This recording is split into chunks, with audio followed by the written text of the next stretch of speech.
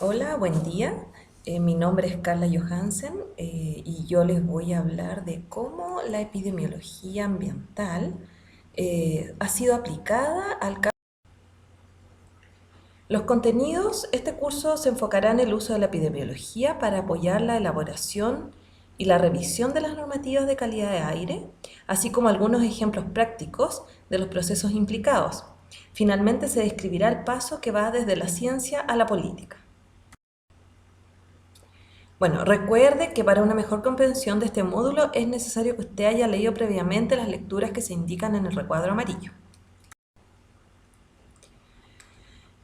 Bueno, para comenzar, un poquito de pensar, ¿cierto? En los años atrás, más o menos a finales de los años 60 y durante la década siguiente, la mayoría de los expertos pensaban que con los niveles que se registraban en la mayoría de las ciudades de los países más desarrollados, gracias a la aplicación de normativas de calidad del aire, la contaminación atmosférica no representaba un peligro importante para la salud. Hoy en día, unos 30 o 40 años después, las principales agencias encargadas de la protección de la salud y del medio ambiente, como la Organización Mundial de la Salud, la EPA de Estados Unidos, reconocen que la inhalación de contaminantes representa un aumento en el riesgo de la mortalidad, incluyendo los niveles actuales. Bueno, los impactos en salud y la carga de enfermedad producto de la exposición a la contaminación del aire tienen una gran magnitud. Y a esto se debe sumar que las implicaciones de estos impactos tienen un elevado costo económico y social. Más o menos a partir de los años 90 se han encontrado efectos en salud a concentraciones cada vez más bajas, sin encontrar un umbral de no efecto de los contaminantes, especialmente y particularmente declarado para el material particulado en las guías de calidad del aire de la OMS del año 2005. Además, bueno, los contaminantes afectan a toda la población. Recordemos entonces que la contaminación del aire ambiente se distribuye por todos los lugares, afectando a gran parte de la población, especialmente las zonas ubicadas en las partes más urbanas, ¿cierto? Y que la asociación con mortalidad es cada vez más consistente. Todos estos antecedentes han sido motivo para que no solo se fijen valores normativos, sino que también para que estos sean revisados y generalmente reducidos, haciéndolos más exigentes.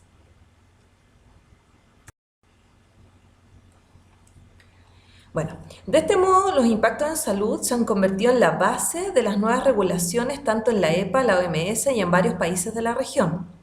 Para que esto suceda, la evidencia proveniente de diferentes tipos de estudios cobra mucha importancia. En este sentido, los estudios epidemiológicos son evaluados en términos metodológicos y de rigurosidad científica, para que formen parte de la evidencia que justifique la formulación y revisión de normativas de calidad de aire. Por otra parte, también las revisiones incluyen estudios toxicológicos, por supuesto, que apoyan en gran parte a comprender el mecanismo biológico y la plausibilidad de los efectos específicos estudiados. Por esta razón, es importante que al planificar un estudio epidemiológico se tengan en cuenta todas las limitaciones propias del diseño elegido y se controlen de forma acuciosa, para así entregar un conocimiento sólido sobre los efectos en salud, libre de sesgos o mínimos, ¿cierto?, que se traduzca en acción y que finalmente esta evidencia se traduzca en acción en salud pública, sea útil, que en este caso sería la reducción de los valores normativos y por lo tanto la reducción de la exposición en la población finalmente. En este sentido, quisiera mostrarles un paradigma que se llama de la fuente a la respuesta de la EPA, propuesto en 1998. Este paradigma es propuesto como una forma concreta de identificar las prioridades de investigación más importantes relacionadas con el establecimiento de normas para material particulado en aquel tiempo y el desarrollo de un plan conceptual para la investigación. El Comité de Prioridades de Investigación en Material Particulado del Consejo Nacional de Investigación de Estados Unidos en el año 1998 y dentro de su primer reporte desarrolla este paradigma. Este consiste en que cada elemento que lo constituye es posible de realizar intervenciones para poder reducir finalmente la respuesta en salud de las personas.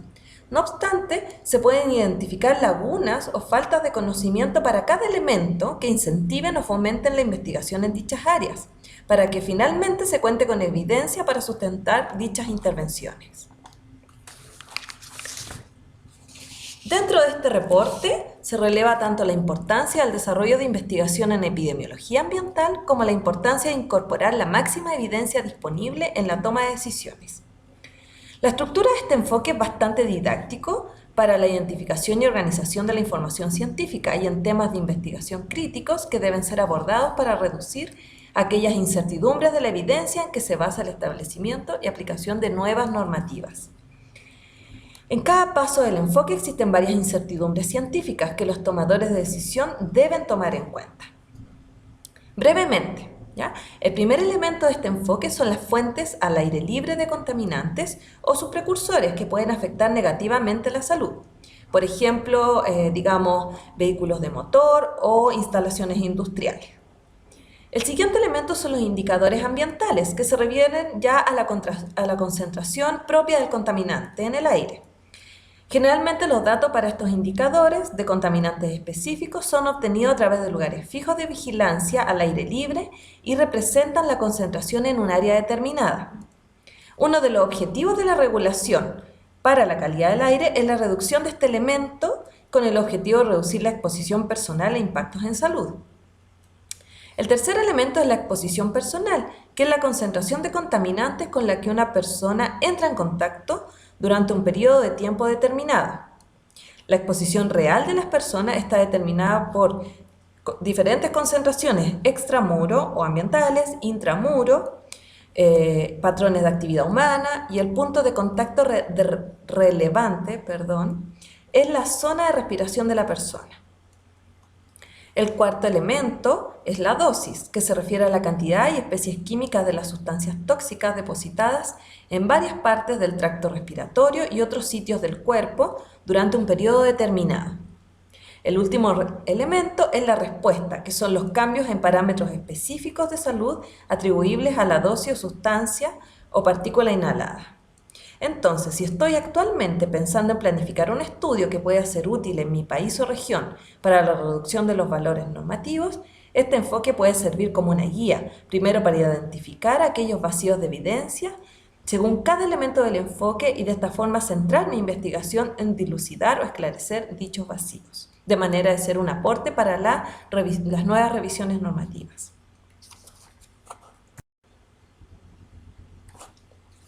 Bueno, y aquí surge la pregunta, ¿cierto? ¿En qué elemento de este enfoque debieran enfocarse las políticas ambientales basadas en salud pública? La respuesta a esta pregunta es bastante sencilla, ¿cierto? Mientras más a la izquierda se apliquen las normativas, más adecuado será porque se evitará que aparezcan los siguientes elementos del enfoque, ¿ya? Y en este sentido, las normas de calidad del aire afectan principalmente a las fuentes de contaminación atmosférica o a las emisiones de gases precursores.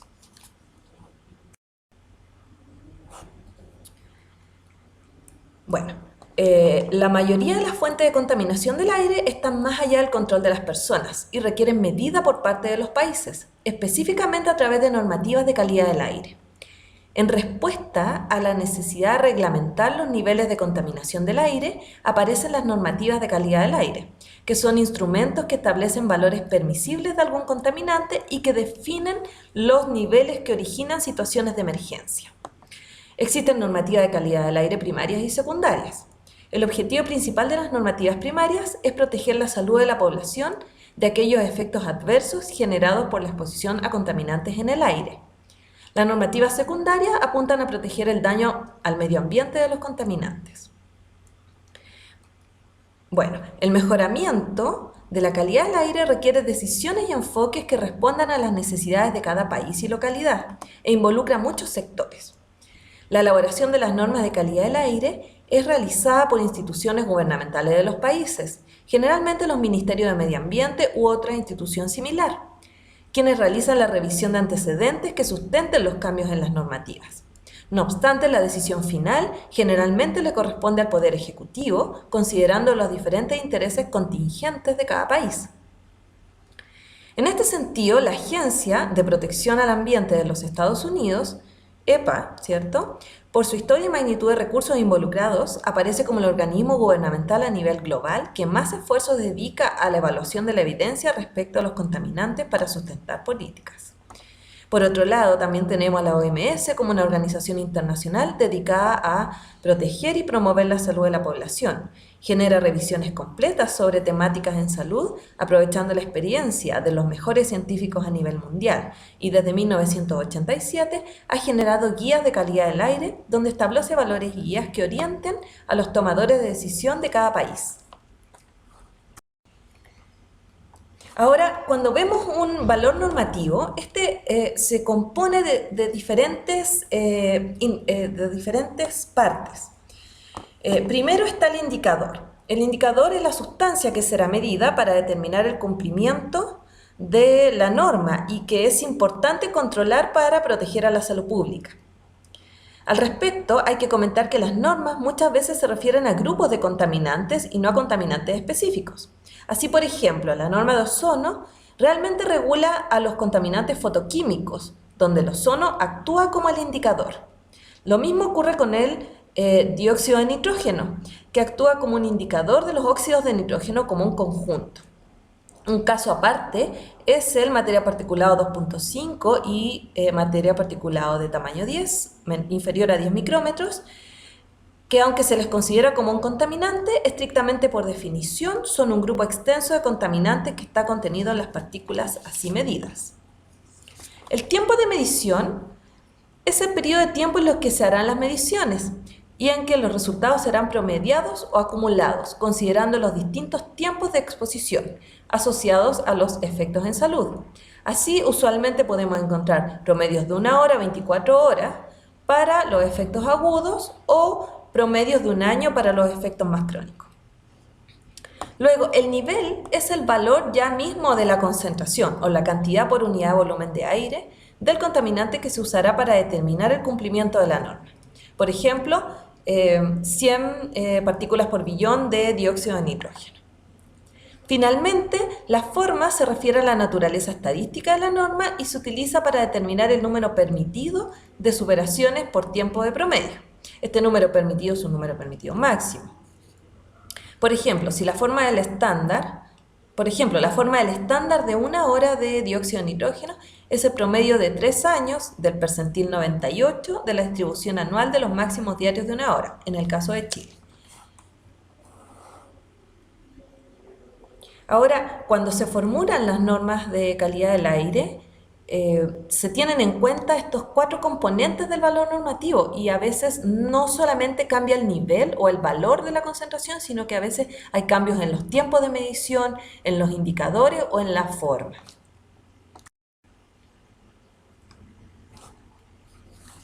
Bueno, aquí les voy a hablar un poco del proceso normativo de la EPA.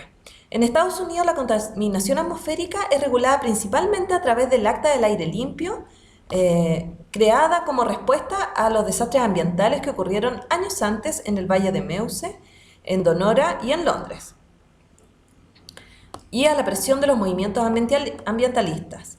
El acta regula a nivel federal las emisiones de fuentes fijas y móviles y aumenta en forma importante el rol del gobierno federal para controlar la contaminación atmosférica. Entre sus logros más destacados están los de establecer los estándares nacionales de calidad del aire ambiental, que regulan los llamados contaminantes criterios, con el fin de proteger la salud pública y el medio ambiente.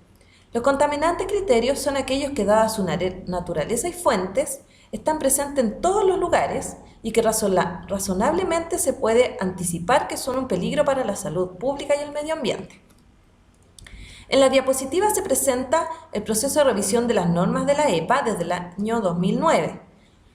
Las normas se revisan por legislación cada 5 años y el objetivo de llevar a cabo este proceso es recopilar la información científica disponible y evaluar la necesidad de retener, modificar o agregar un estándar de calidad del aire. Este proceso, que por supuesto ordena todos los pasos que se deben hacer para esta revisión. Este proceso de revisión comienza con la elaboración del plan de revisión integral, donde se definen las preguntas clave y se conforma un comité consultor científico de calidad de aire, que permite la participación del público. A continuación sigue la elaboración de documentos clave que durante su etapa de borrador están abiertos para comentarios del Comité Consultor Científico y el público. La evaluación, luego viene el documento, ¿cierto?, que se genera sobre evaluación integrada de la ciencia, ISA, que es una revisión concisa, síntesis y evaluación de la evidencia científica más relevante para las políticas. Una evaluación crítica de la causalidad de si el contaminante causa un efecto. Y finalmente este es el fundamento científico para el resto de la evaluación. Luego viene un documento que se llama Evaluación de Exposición y Riesgo, REA por sus siglas en inglés, que se enfoca en la evidencia cuantitativa de dosis-respuesta y niveles, duraciones, patrones de exposición a los cuales los efectos son observados. Es aquí donde se estudian todos los componentes de la norma.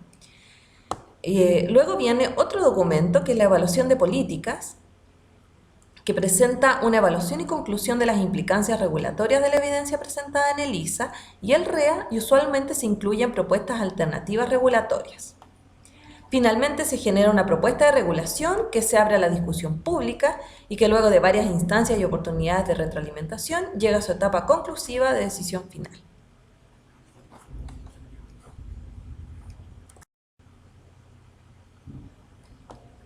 Bueno, en esta diapositiva podemos ver una tabla contenida en el documento de evaluación integrada de la ciencia ISA que analiza la evidencia disponible para responder si la exposición de largo plazo a MP2.5 causa mortalidad.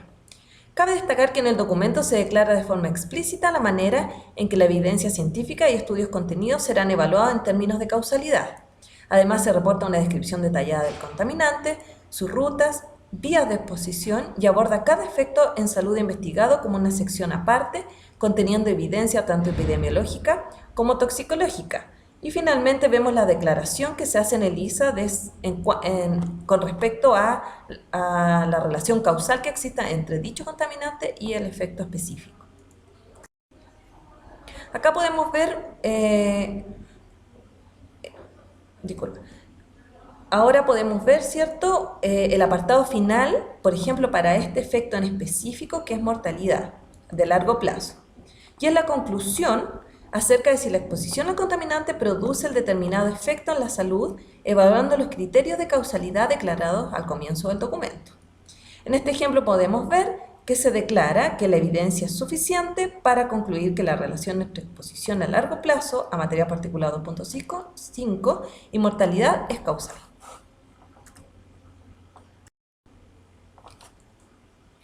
Bueno, finalmente, con base en todos los efectos en salud encontrados a diferentes exposiciones de largo y de corto plazo, se definen los estándares nacionales de calidad del aire que regulan los contaminantes criterio y que se pueden revisar en la diapositiva. Cada uno tiene los diferentes componentes: el indicador, el tiempo, el nivel y la forma.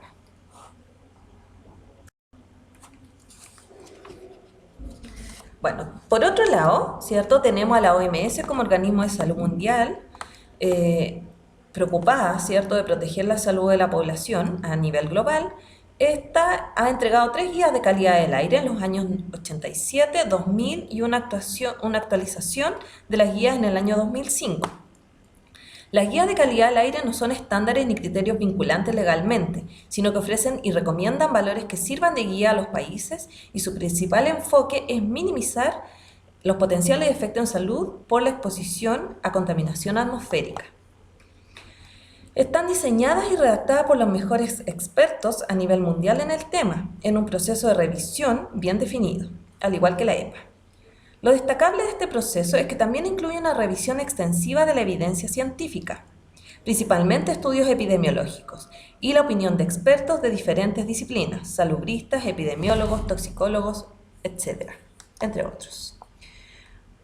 Bueno, después de la última actualización de la guía de calidad del aire del año 2005, existe otro reporte más de la OMS, que es la revisión de la evidencia de aspectos de salud de contaminación atmosférica, o más conocido como REVIHAB Project, del año 2013, que incluye la evaluación de aspectos en salud clave para la regulación y actualización de los detalles de la contaminación atmosférica. Bueno, aquí podemos ver una línea de tiempo y es un ejemplo de cómo la evidencia epidemiológica ha sido utilizada para la revisión y cambios en los valores normativos del dióxido de nitrógeno en Chile, con referencia en los estándares de la OMS, la EPA, la Agencia de Investigación del Cáncer, la IARC, por sus siglas en inglés. La flecha de color morado, ¿cierto?, representa la línea de tiempo para la evolución de los estándares. Podemos ver en el caso de la EPA, que tiene los cuadros azules en la parte superior de la línea morada. En 1970 estableció un primer estándar de 53 ppb como concentración anual, como promedio anual, principalmente basado en impactos en salud respiratoria por exposición a largo plazo. En revisiones posteriores comienza a aparecer fuerte evidencia en relación a efectos respiratorios de corto y mediano plazo. No obstante, los estándares no fueron modificados. La última revisión del año 2008 reveló evidencia de efectos respiratorios de corto plazo, como síntomas respiratorios, inflamación de la vía aérea, disminución de la función pulmonar, aumento en las atenciones de urgencia y hospitalizaciones por causa respiratoria, lo que llevó a establecer un nuevo estándar de 100 ppb como concentración máxima de 1 hora, manteniéndose el estándar anual.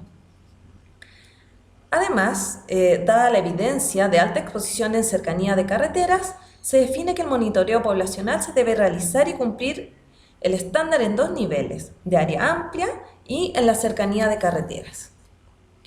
Bueno, al momento de la construcción de esta línea, existía el borrador de la última recopilación de la EPA 2016, de LISA, reforzando la evidencia respiratoria e incorporando nueva evidencia de efectos cardiovasculares y en la mortalidad general. Con respecto a la OMS, que tiene los recuadros verdes, en el año 1987 recomendó valores guía principalmente para la exposición de corto plazo. 200 ppb de 1 hora y 75 ppb para concentración promedio de 24 horas, basado en la aparición de efectos respiratorios. En las guías del año 2000, los valores guía fueron actualizados a 100 ppb como concentración media de 1 hora y 20 ppb como concentración media anual, basados en efectos respiratorios ya de corto plazo y largo plazo. Los valores anteriores, se mantienen en la guía de calidad del aire de actualización del año 2005. Sin embargo, en el documento REVIS-HAP del año 2013 se llama a poner atención a los multicontaminantes y a las concentraciones de dióxido de nitrógeno en las cercanías de carretera. Bueno, en Chile, que está con los recuadros naranjos, el primer estándar de calidad de aire para dióxido de nitrógeno se decretó en el 78, con una concentración muy similar a la EPA. Luego, en el año 2002, se agregó un estándar de 1 hora, siguiendo las recomendaciones de regular concentraciones tanto a corto como a largo plazo, aunque los niveles fueron muy diferentes. Otra entidad que evalúa efectos cancerígenos de diferentes sustancias es la IARC, que clasificó la contaminación atmosférica en el año 2013 como carcinogénico en humanos. Y en esta monografía de la IARC se considera que el NO2 podría estar implicado en el desarrollo de cáncer de pulmón y que se debe poner atención a la exposición en cercanía de carreteras, en especial para cáncer infantil. Finalmente, la evidencia internacional, posterior a los documentos internacionales revisados, o que no está contenida en ellos, es consistente con lo reportado por la EPA y la OMS, reportando además un aumento de las hospitalizaciones por causa respiratoria y cardiovascular. Al mirar entonces esta diapositiva podemos darnos cuenta de que la evidencia epidemiológica es muy importante en la definición y revisión de los nuevos estándares para hacerlos más exigentes.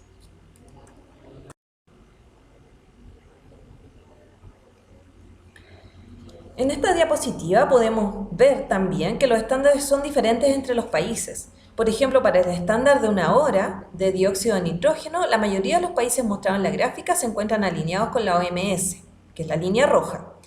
Solo 2 países, Chile y México, tienen estándares muy superiores, cercanos al doble a lo recomendado por la OMS.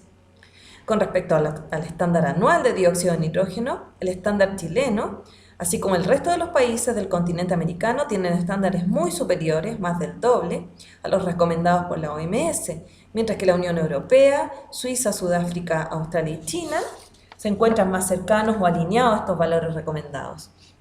siendo Suiza el país que tiene los estándares más exigentes. Por otro lado, México no tiene estándar anual. Las diferencias entre los países se deben a que la decisión de los valores estándares no solo toma en cuenta los efectos en salud, sino que también están implicados en esta decisión otros sectores de la sociedad como los productivos, económicos y que influyen también en la decisión final regulatoria.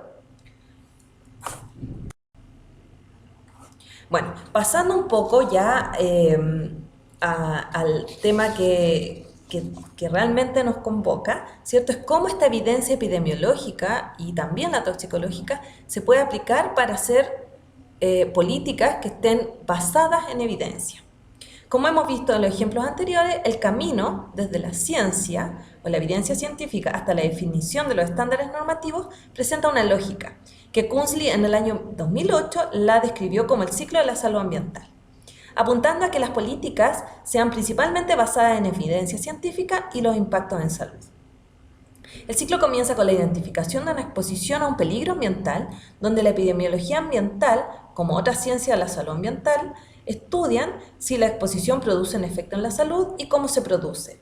Luego, entender estas asociaciones permite evaluar el impacto general de la exposición sobre la salud de la población y finalmente la política basada en ciencia debiera apuntar a modificar o eliminar la exposición para reducir los efectos en salud, los cuales pueden ser nuevamente evaluados para poder también encontrar o presentar evidencia que diga que cuando se disminuyen los niveles también mejora la salud de la población.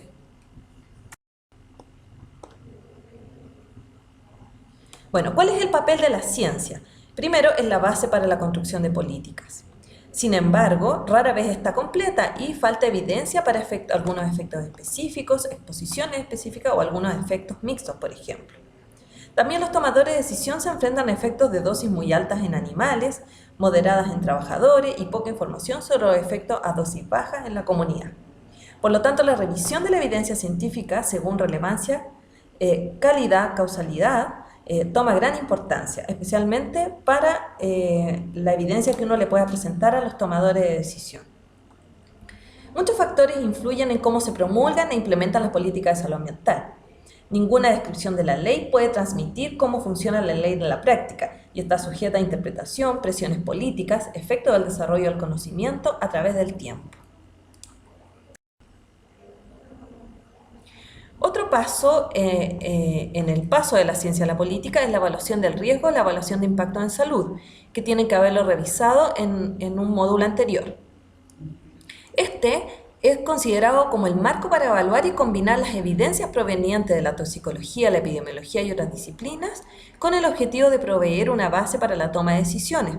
Es la herramienta principal para determinar el riesgo de los peligros ambientales e identifica y evalúa los acontecimientos adversos que pueden ocurrir en escenarios definidos. Con la finalidad de facilitar la evaluación del riesgo, la OMS en el año 2013 hizo un reporte con funciones de concentración-respuesta actualizadas y recomendadas para los análisis o evaluaciones de riesgo de la exposición a determinados contaminantes, documento que está a libre disposición para los tomadores de decisión. En este documento se reportan funciones de concentración-respuesta con sus respectivas fuentes de información que generalmente están basadas en estudios de grandes poblaciones que han controlado los factores de confusión o fuentes que combinan varios estudios. Se debe considerar que en esta actualización se incluyen estudios que incluyeron exposiciones a bajas concentraciones de contaminantes, lo cual es importante en términos de la evaluación del riesgo y las evaluaciones de impacto en salud. Bueno, posterior al uso de evaluaciones de riesgo basadas en la ciencia, los tomadores de decisión y reguladores hacen las siguientes preguntas. ¿Es posible limpiar el aire hasta este nivel? Aquí es donde aparecen las consideraciones económicas, sociales, políticas y científicas. Otra pregunta que aparece es, ¿cuánto costaría a los sistemas públicos implementar el estándar? Aquí aparece la disyuntiva, ¿cierto? Decisiones públicas, influencias políticas. A medida que las decisiones de las agencias reguladoras se hacen públicas, aparecen influencias políticas. Es común que científicos que representan a grupos de especial interés en la industria presenten información científica o interpretaciones que contradicen la base científica del gobierno. Incluso se va a litigio y la Corte Suprema debe decidir qué ciencia debe prevalecer. Aquí también un punto importante es la participación ciudadana. El público también puede jugar un papel importante en la defensa, monitoreo o imposición de políticas ambientales propuestas o aprobadas. Los grupos públicos y ciudadanos individuales pueden involucrarse en litigios contra agencias gubernamentales bajo estatutos específicos por no tener una responsabilidad adecuada en la salud ambiental. En Chile, por ejemplo, existe el Tribunal Ambiental, donde comunidades pueden demandar al gobierno por políticas que dejen de proteger algunas poblaciones específicas, o como zonas de sacrificio, por ejemplo, que están mayormente expuestas a ciertos contaminantes.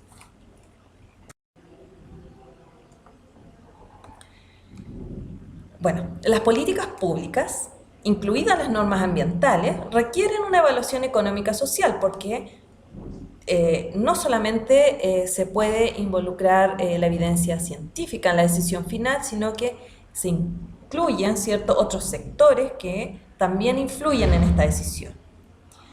Entonces requieren esta evaluación económica y social, dado que la implementación de instrumentos regulatorios genera impactos en la sociedad, que pueden incluir efectos deseados como no deseados.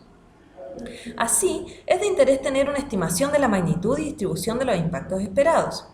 La Unión Europea, Estados Unidos y Chile utilizan ampliamente el análisis costo-beneficio como herramienta para la evaluación económica social de normativas ambientales y han desarrollado guías de aplicación para realizar esta evaluación. A pesar de que los tres países declaran no tener decisiones vinculantes con esta evaluación económica, con la decisión final regulatoria, de alguna u otra forma influye en esta decisión.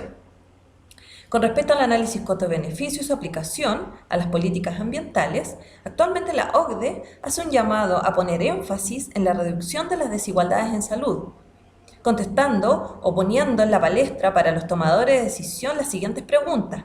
¿Los impactos identificaron la diferente distribución en diversos grupos de la población? ¿Las recomendaciones incluyeron la acción para tratar la diferente distribución de los impactos? Y esto tiene mucha relación, ¿cierto?, con reducir o tener en cuenta, ¿cierto?, la equidad ambiental. Y en el mismo documento de la OCDE aparecen formas específicas de cómo los tomadores de decisión pueden abordar estas cuestiones de equidad.